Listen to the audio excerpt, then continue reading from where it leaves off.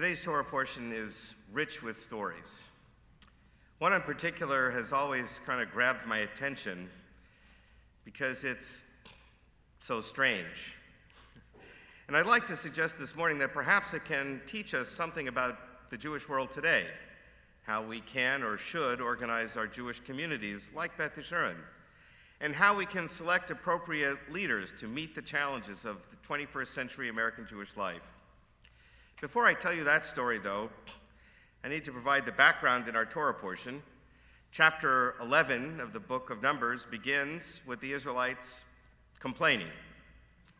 Nothing new here. They've been complaining almost since they left Egypt. Moses, you took us out of Egypt to die in the wilderness. Moses, the Egyptian army is coming after us to kill us all. Moses, you had to take us out in the desert where there's no water so we die of thirst. Moses, there's nothing to eat out here.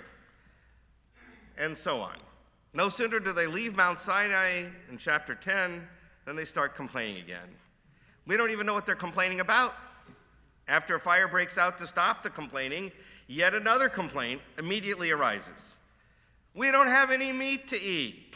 We used to have a fantastic diet plan in Egypt. Lots of delicious choices of food, especially meat. I'm sure they got a lot of choices of food and meat in Egypt as slaves, but whatever. Now all we get is manna every day, and we're bored, we're tired, we want meat.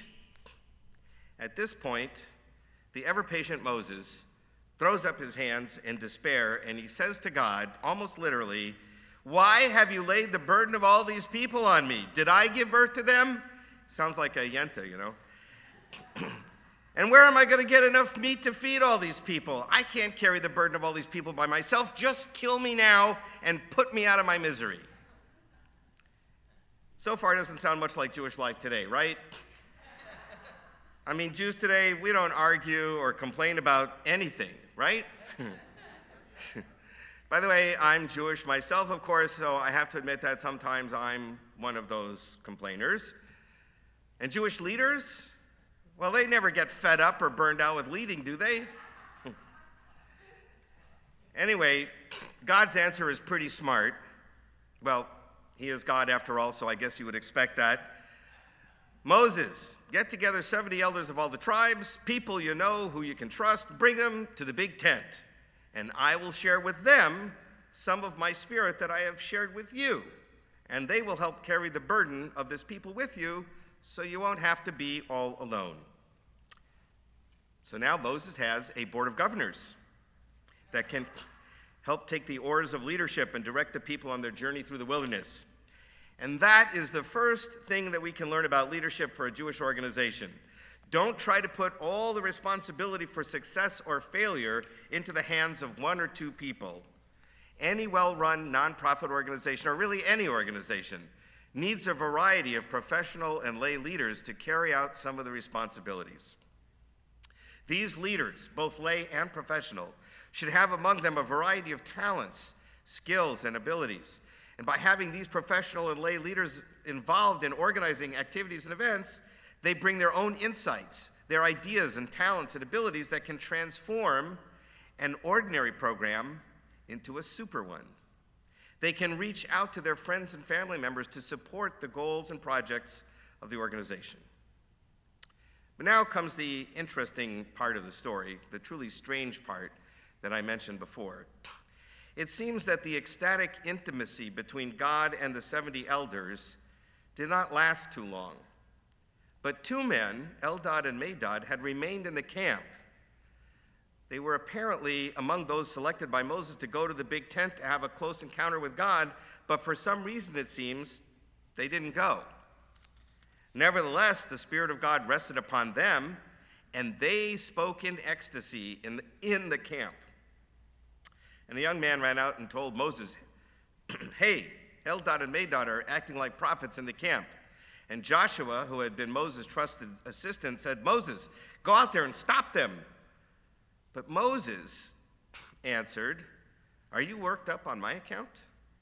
I wish all the Lord's people were prophets." So that's the strange part of the story. What happened with Eldad and Medad? If they had been selected by Moses to participate in this extraordinary encounter with God, why didn't they go to the big tent? And why did the Spirit of God rest upon them anyway? Were they really prophets, or were they just pretending? What did they say in their prophecy? Who was that young man, and why was he so anxious to tell Moses? Why was he so upset about it? And why was Joshua so upset? And if they were upset, why wasn't Moses? The Talmud gives an ingenious explanation for what happened. Moses was commanded to gather 70 elders, but there are 12 tribes of Israel. In order to be fair, Moses needed to select an equal number of elders from each tribe. But if he picked 6 elders from each tribe, he'd have a total of 72, which would be too many. So what to do? Moses decided to select 6 from each tribe, and then he created 72 lots. And on 70 of them, he wrote elder. That way, only 70 of the 72 would go to the big tent, and it would be up to God to decide which 2 men would not be among the lucky ones. Well, Eldad and Medad were among those 72 chosen men. But when they heard that it was going to be a lottery to determine who would actually participate in the event, they voluntarily chose to stay behind. Hence, they remained in the camp. The prevailing explanation for why they chose not to go is that they were too humble and modest. They did not believe they were worthy to join such an impressive group of people and to engage so intimately with God. In the very next chapter of the Torah tells us that Moses himself was a very humble man, more so than any other person on earth. And he was our greatest prophet and perhaps our greatest leader. So here's a second lesson about leadership. Humility is an essential characteristic of a good leader, and that is a really difficult trait to maintain as a leader. First of all, it's not natural for humans to be humble. Our natural inclination, as any parent knows, is to think of ourselves first and foremost, to see ourselves as most important. We usually need to teach our children to have humility, that they are not the end-all and be-all of the universe. But then, when somebody becomes a leader, the attention and the respect and the adoration that often comes with the position can easily overwhelm even the most modest and humble person. You soon start to believe the PR, the hype, and the buzz that surrounds you. But the Torah comes to tell us that a true leader must maintain a sense of humility. If you get too carried away with yourself, you can lose touch with the reality that everyone else lives. You may not be able to hear what others are saying. You might become oblivious to the pain and suffering, the challenges and the difficulties that others experience. You might ignore or fail to understand the precious insights and ideas that others might have. Moreover, if your head is filled with self-importance, there's no room for God's inspiration to come in. You need to turn down the volume of your own self-promotion so you can still hear that still small voice of the divine.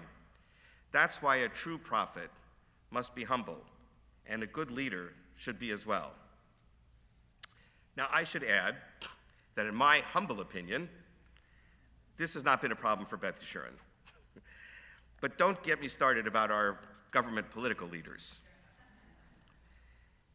We still need to understand why Joshua was so upset about Eldad and Medad prophesying in the camp, and why Moses wished all of the Israelites did so. It seems to me that Joshua's concern was that there are these 2 apparent upstarts who were not part of the 70 elders, and now they're pretending to be prophets. In other words, they seemed to be frauds. Moreover, they represent a challenge to Moses' leadership. What if they say something that undermines Moses' authority? It would lead to a breakdown of the structure of society, could easily then devolve into utter chaos. Everybody making their own rules, setting their own agendas, going their own directions. We do see that happening in subsequent stories in the book of Numbers. In the very next chapter, Moses' own brother and sister seem to want more leadership responsibility. But they do so out of jealousy, not because they have any new idea or initiative or to suggest, but simply because they want some of that attention and glory that they think Moses has. Similarly, there will be a rebellion of the 10 spies who do not think the land can be conquered, and then the rebellion of Korach, Datan, and Aviram, which is again motivated by hubris and jealousy, not because of any new inspiration or plan. These are real threats to Moses' leadership, and they are all punished for their behavior. But not so Eldad and Medad. Why not? The Torah does not tell us what Eldad and Medad said in their state of ecstasy.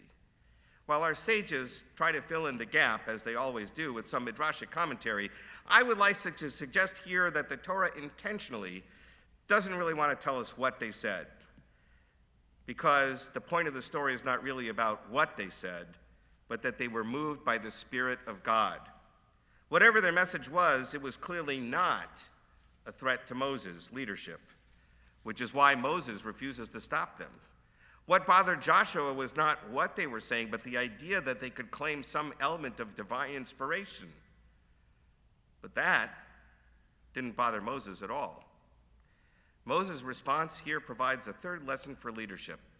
I wish that all the Lord's people were prophets, and that the Lord put his Spirit on all of them. You don't have to be on the Board of Governors to be active participants in programs of a synagogue. Anyone can have an idea, a project, a new way of looking at a problem, especially someone who is modest, somewhat humble, who is sensitive to the real needs of the community and is motivated to address them. Moses is saying to Joshua, don't reject enthusiasm and the spirit of any Israelite who is inspired with ideas and visions. I wish all of the Israelites cared enough about our people's mission and survival to be so inspired. We need more Eldads and Medads, not less. We must encourage this creative energy, not discourage it. So long as they are ideas that will further our goals, strengthen our community, advance our mission, and motivate and encourage our members, we need to hear the ideas and carefully consider them.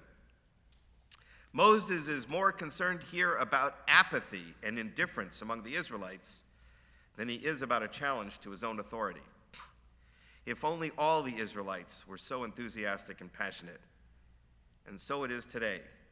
We need to find ways to encourage passion and excitement, to engage more Jews in the Jewish enterprise.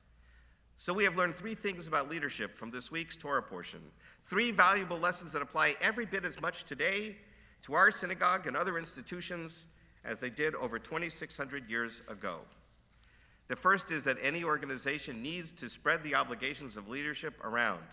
One person cannot possibly be responsible for everything the organization needs to survive and thrive. A board of governors is helpful to bring in lay leadership that will be responsive to the needs of the members and will take some of the oars of responsibility to move the ship forward. They can encourage their friends and family to participate in the activities of the synagogue and support it financially as well as with their time and energy. Second, leaders should maintain a sense of humility even when they lead. Only by remembering their own limitations and frailties can they fully listen to and appreciate the needs of the community and respond in compassionate and constructive ways. And finally, anyone in the community can be inspired with ideas and passion. So long as their thoughts and dreams further the goals and mission of the synagogue, we should not stifle them, but rather encourage them.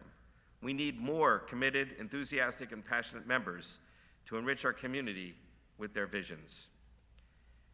Now that we are hopefully getting over these past couple of years of pandemic, it's time to focus on strengthening and invigorating our community, our members, our families, and our friends. Like Eldad and Medad, may we all be inspired as we engage in our worship services, or mitzvah programs, or adult learning classes, or other activities that our community offers. Shabbat Shalom.